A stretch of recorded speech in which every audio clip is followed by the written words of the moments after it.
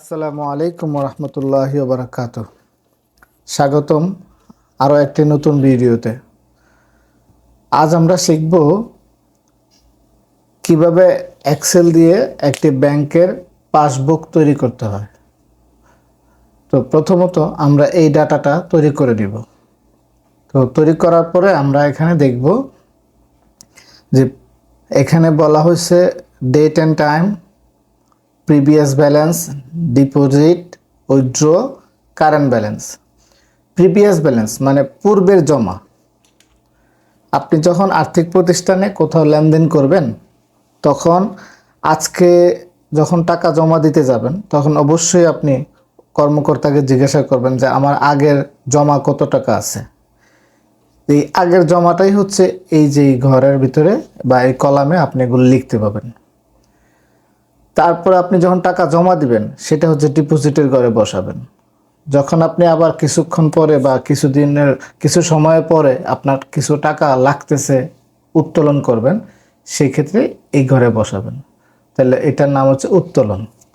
এখন আপনি আগের জমাও ছিল, আজকেও জমা দিলেন, আবার উঠালেন, উত্তোলনও করলেন, তাহলে উত্তোলন করলে তো টাকাটা কমে যায়।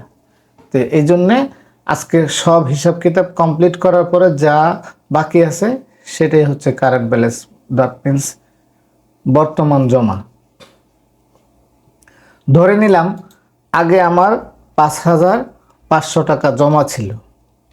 আজকে আমরা গেছি, কেন গেলাম?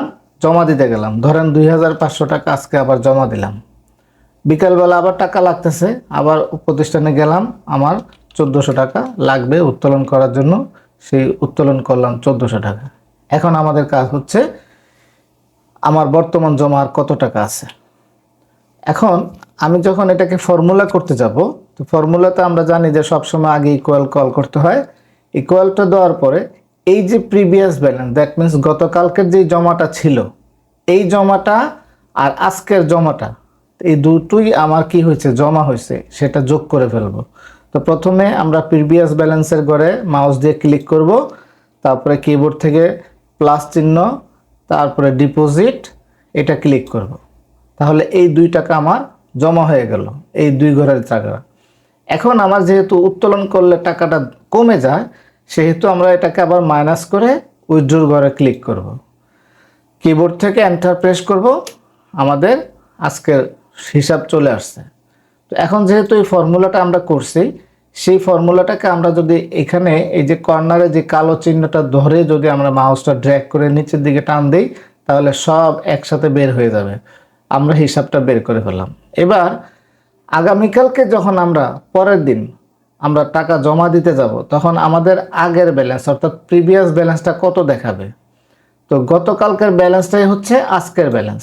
আবার বলি, গতকালকে কারেন্ট ব্যালেন্স, গতকালের কারেন্ট ব্যালেন্স আজকের হবে প্রিভিয়াস ব্যালেন্স, দ্যাট মিনস আগের জমা।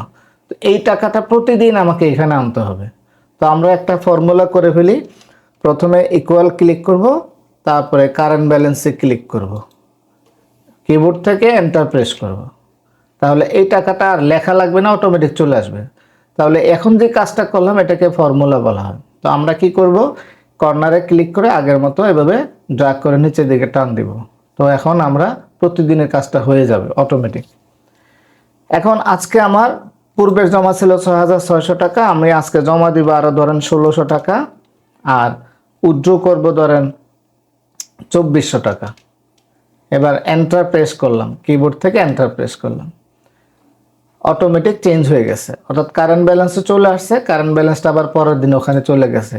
এই দুইটা কাজ কিভাবে হলো, সেটা ফর্মুলার কারণে। আমরা যখন ফর্মুলা করছি, যখন ড্র্যাগ করে টান দিলাম, সেটাকে বলা হয় কপি ফর্মুলা। এখানেও একটা ফর্মুলা করছি, ড্র্যাগ করে টান দিছি, সেটাকে বলা হয় কপি ফর্মুলা।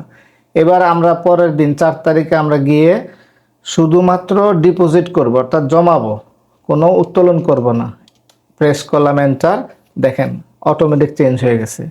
পরের দিন আমরা শুধু উত্তোলন করব, আমাদের আজকে জমা টাকা দিব না, সেক্ষেত্রে আমরা শুধু উত্তোলন করব।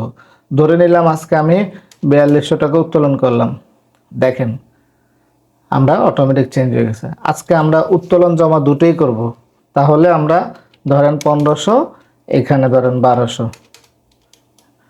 এই হচ্ছে আজকে আমাদের ব্যাংক পাসবুক তৈরি।